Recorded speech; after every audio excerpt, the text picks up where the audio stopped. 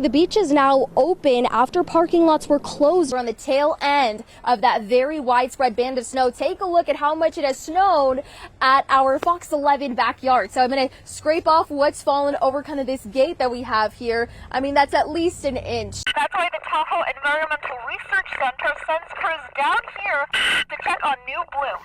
The fire department is planning for this season a little bit differently. A police officer on site tells me they can confirm that the scene that's going on right behind me is connected to the two that took place earlier today. Right now, police say they are doing a high-risk search warrant for evidence. We're going to be featuring one of the vendors here at Street Vibrations. He's been coming here since 2008, standing on the field here at Macay Stadium. We're taking you to a live look outside in Truckee. Check out all of this traffic moving along quite nicely because we're not tracking any snow at this hour. That is going to change significantly as we head into your Wednesday, Thursday forecast. So let's get to it. Current conditions as we're stepping outside, beautiful. Look at this view from South Lake Tahoe. Good afternoon and thanks for joining us for Noon News on Fox 11. I'm Madison Macay. We do have breaking news at this hour. An investigation is underway after a shooting involving officers happened at the Olympic Valley Inn near Palisades, Tahoe.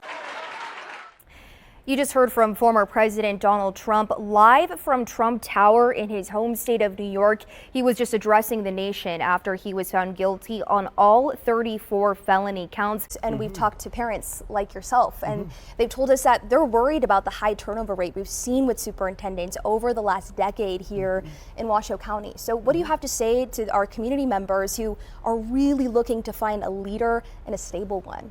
Yeah, it's a great question. I'm Madison Macay. We do have breaking news for you this morning. O.J. Simpson pronounced dead at 76. This, according to his family. Crews continue to make good progress with the Gold Complex fire burning near Portola, California. So Fox 11's Elizabeth Mitchell joining us live from the Greenhouse Garden Center patio with more on air quality concerns. Elizabeth, can you smell the smoke as you're out there? Officials say the Francis Scott Key Bridge collapsed into the river after a ship hit it early this morning. This is video of the moment the collision happened around 1:30 this morning Eastern time. Hey, we'll stay at the airport because that's where you'll find Fox 11's Elizabeth Mitchell. She's there now with more on what you can expect if you're catching a flight soon. Good morning, Elizabeth.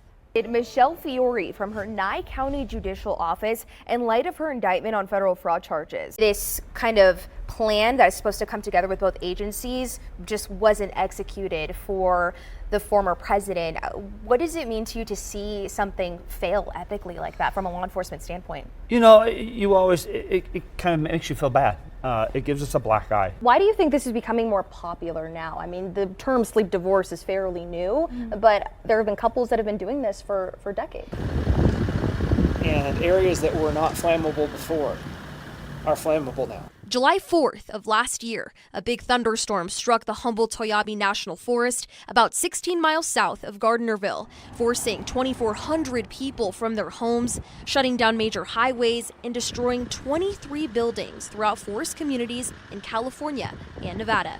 The Humboldt-Toyabe National Forest on the east side of the Sierras reported 23 lightning fires out of that event, and the Tamarack fire was one of those. The U.S. Forest Service posted this video on Facebook nearly 6 days after the Tamarack fire started on July 16th, 2021 with the caption, quote, "The tactical management decision is not to insert fire crews due to safety concerns. However, this is not an unresponsive approach."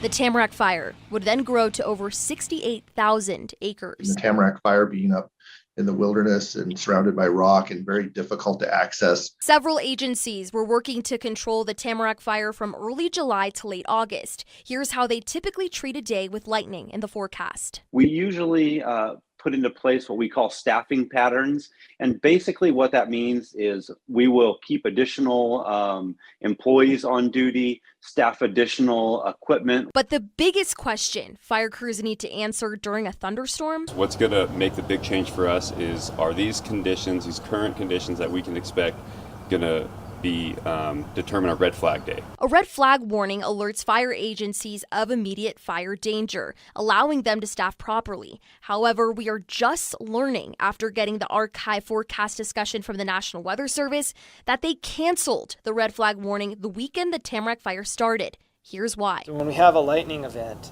typically it's 2 to 4 days later that a fire will get up and move, sometimes even longer. Land burned for miles. This is just part of the 68,000 acres burned. But now the U.S. Forest Service is implementing their wildfire crisis strategy. But the wildfire crisis strategy specifically recognizes the events of the last couple of years throughout the West, recognizing the need for significant change. For the next 10 years, the Forest Service is committed to reinvest in prescribed fires and more resilient landscapes. In Markleeville, I'm Madison Macay, News 4 on your side. When she first said she wanted to bowl, I was like, how are you going to do that? I feel like a lot of people have low expectations for blind people, and they don't think they can do anything anyone else can do. She's only been bowling for a year and already has a sport down to a science. I like challenges, so the harder the thing, the more I want to do it. And what can be harder than bowling blind? And Ashley taught me how to kind of picture the pins in my brain, and then she taught me where to stand based on the middle dot. And I base everything off of that because I can see it kind of with my left eye. Lexi was not born blind. She developed an eye abnormality when she was around 11 years old called coloboma. It affects 1 in every 10,000 people in the U.S. I mean, she's always been visually impaired, but when her retina detached, it was like, we didn't expect that at all. When I first lost my vision, I was super positive, and I made everything into a joke. Okay, ready? Okay. Then as I got older, it kind of got a little more tough.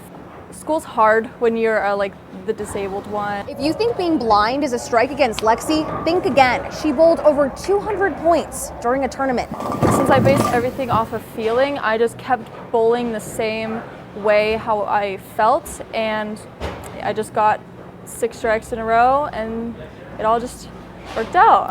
It's kind of amazing because when she turns around, she always has the same expression, and until somebody tells her, you got a strike, and she's like, oh, I did? Oh, and Lexi's talents don't end with being a standout bowler. Take a piece of paper and just kind of draw what I see in my head. And color-wise, I don't see colors, and just miss and match kind of colors. And hope it looks great. Yeah, just hope for the best. Clearly, Lexi has many passions, challenging the misconceptions between sight and sport. They start me with training wheels, with Madison doing lots of the heavy lifting. Advisory goes into effect at 10 through Wednesday night, tonight at 10 o'clock. Steve, what's the chance of snow today in Lake Tahoe? Chance of snow today in Lake Tahoe is 90% chance. Love it. Giving me almost 0 chance of screwing up too bad. Steve, what's the current temperature in South Lake Tahoe? 30 degrees in South Lake. Perfect. And eventually, I kind of get on a roll. Steve, our forecasted high today is what? 42 is going to be the high. Just know the drill. Those zephyr breezes here in northern Nevada typically start to pick up around dinner time, roughly 3 to 6 o'clock. Now we're taking you to a 3-hour time lapse of this fire burning in Verdi along Peavine Peak. This is a look from the alert wildfire cameras. And again, you can just continue to see those flames burning until the weekend arrives. That's when changes come in with all of these temperature swings here in northern Nevada in April. Scattered showers possible Friday afternoon, but it's minimal, 20% chances. All right, feels like forecast shows us we'll head into the 30s at about 10 to 11 o'clock this morning. Partly cloudy skies, dry weather, and maybe between 3 and 5 we will hit that forecasted high of about 41 degrees. Wednesday calm this afternoon, which is great. We don't need anything else to cool us down today. I think this isn't the first snow angel I've ever made. I'm just having the best time out here.